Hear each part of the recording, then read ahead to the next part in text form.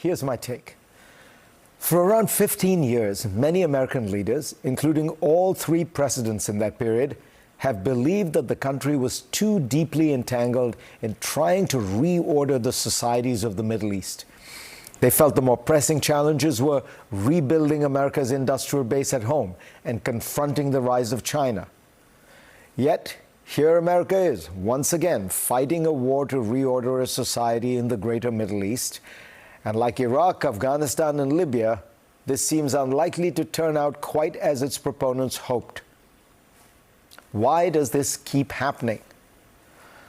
To understand the present, let's look at the past, at the only country in modern history whose global reach matched that of the United States. Britain, at the turn of the 20th century, was the world's sole superpower. The British Empire's share of global GDP reached roughly 25% in the late 19th century, about the same as the US today. And London was the world's financial capital. Britain had thwarted Napoleon's bid to rule the European continent and Russia's effort to expand more into southeastern Europe during the Crimean War. It presided over a vast empire that spanned the globe and set the agenda for international life, much as Washington does today. Over the course of those decades, roughly from the 1880s through the 1920s, Britain found itself responding to instability, nasty regimes, and power vacuums all over Asia and Africa. It sent troops and asserted control in places like Sudan and Somalia, Iraq and Jordan. These missions all seemed compelling at the time, but had the effect of keeping London distracted by an endless series of local crises in peripheral parts of the world, often at great cost. The Iraqi rebellion of 1920 required more than 100,000 British and Indian troops and tens of millions of pounds to put down, at a time when the estimated total budget for education in Britain was roughly the same as the cost of that Iraqi excursion. While British leaders passionately debated their strategy in Mesopotamia, they fundamentally neglected the real economic and technological challenge that they faced. As Britain battled with tribes in the Middle East and Africa, across the Atlantic, the United States was quietly building the most advanced industrial economy the world had ever seen. In Europe, after World War I, a defeated Germany steadily rebuilt its industry and a highly mechanized military apparatus. Britain, distracted by the chaotic periphery, was being systematically surpassed at its core. The result over time was that Great Britain collapsed as the world's leading power.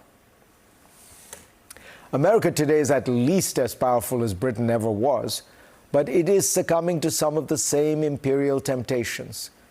It responds to genuine crises in the Middle East. It sees a logic that is political, military, and moral in responding. But ultimately, grand strategy is about prioritizing finite resources. The U.S. does not possess infinite political capital, bandwidth, military capacity, or economic resilience. Every airstrike on Tehran, every anti-drone interceptor shot over the Persian Gulf, and every hour administration officials spend debating the nuances of Iranian political succession is energy diverted from the true tectonic challenges defining the 21st century. The primary indispensable role of the United States is to anchor the global system against the revisionist ambitions of Beijing and Moscow. China is not getting bogged down in Middle Eastern quagmires. It is relentlessly investing in artificial intelligence, quantum computing, solar and wind power, batteries and robots, the technologies that will determine the balance of global power. Russia remains fiercely committed to disrupting the European security architecture and undermining Western democracies through hybrid political military warfare that has proved hard to detect and even harder to defeat. But while Moscow and Beijing challenge the basic architecture of America's world order, Washington is preparing once again to spend blood and treasure policing the Middle East and trying to pick the leaders of one of its countries. History suggests that great powers often succumb to the allure of small wars, precisely because they tempt the strongest nation to use its awesome military might and offer the illusion of quick political and moral victories. Unfortunately, these tactical successes rarely translate into strategic gains and more often serve as the first step toward long-term exhaustion. Even if the intervention in Iran succeeds, it would require that America to get deeply involved in the fate of that country. Is that ultimately where America's time and energy would be best devoted over the next decade?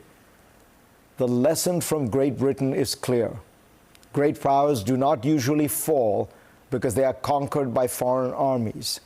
They fall because they overextend themselves on the periphery while neglecting the core. Joining me now is Karim Sajdapour, a senior fellow at the Carnegie Endowment, focusing on Iran and U.S. foreign policy, and Lisa Anderson, professor of international relations at Columbia and a former president of the American University in Cairo. Karim, explain to us what Iran is thinking right now, as best you can tell, because they seem to have gone for this widen the war strategy, attacking a whole bunch of Arab countries, mostly in the Gulf, even places like Dubai, where a lot of Iranian money is laundered and it runs through. Is this a kind of blow it all up strategy? I think so, Fareed. This is a regime which came to power in 1979 by taking American diplomats hostage, and they've now taken the global economy hostage. And their game is obviously to divide American public opinion, turn American public opinion against this war by spiking the price of oil and asking Americans to ask the members of Congress and President Trump, how on earth have we gotten into another conflict in this region? And destroying things is very easy. You know, these economies in the Gulf, they are spending trillions of dollars on transport and AI and other kinds of technology. And Iran has come by with $20,000 drones and threatened their existence. So when you look at that issue, Lisa, the way in which Iran has been attacking the Gulf states, is it a miscalculation? Because it seems to me that what the Iranian strategy was attack the Gulf states, they will run to Washington and say, stop this war. In fact, what's happened is the Gulf states have become increasingly incensed at Iran and are in some way giving the United States and Israel a kind of legitimacy to wage the war. I think that's true, at least in the short run. I think one of the strategies for Iran is also, of course, to keep this going for a long time. That makes it more expensive for the world, and it makes it more expensive for all of the Gulf states as well. So if it had been, as the Trump administration and the Netanyahu government clearly thought it would be, quick, then it was a miscalculation. But over the course of time, it doesn't seem unlikely that many of these countries will start pressuring the United States to say, you know, we've had enough. This is too hard now. Because for places like Dubai, the instability is killing the entire raison d'etre. Exactly. All of the promises that this was a stable, open, easy place and so forth obviously have evaporated. So the oil and gas producers are unhappy, and the sort of business community is unhappy. This is hard to sustain for a long time. What do you think it tells us about Iran that Mojtaba Khamenei was elected? It feels to me like this is almost like a coup by the Revolutionary Guard. The guys with the guns are now in power. He was their candidate. What is it? If A, would you agree? And B, what does it mean? I agree 100%. The Revolutionary Guards are the main power in Iran, and they have closed ranks around the son of the supreme leader. And this is a regime which has gone back to original principles. If you read the maiden speech of Mojtaba Khamenei, there was no new ideas. He didn't once use the word modernity.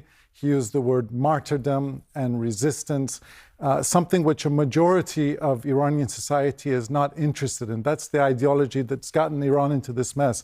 And I don't expect, Fareed, that he is going to be a powerful leader like his father, who ruled for 37 years. You know, Lisa is one of the great scholars of North Africa, and a wonderful observation which a North African scholar made in the 14th century, Ibn Khaldun, that empires are built and destroyed over 3 generations. First generation are the builders, second generation consolidate, third generation squander. I don't. Moshtaba Khamenei is a third-generation leader of this Islamic Republic. I don't expect he's going to be anything more than a transitional figure.